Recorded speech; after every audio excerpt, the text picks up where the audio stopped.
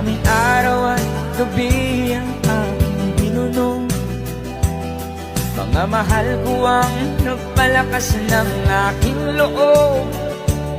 Hindi ko napansin ang takbo ng mga oras.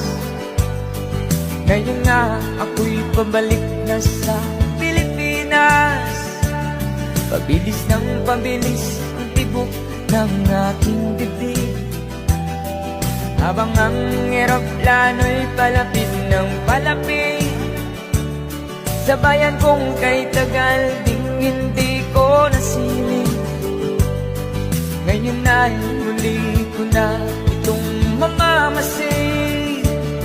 Unti-unting bumababa itong sinasakyan. Sabi ng stewardess tuwing ang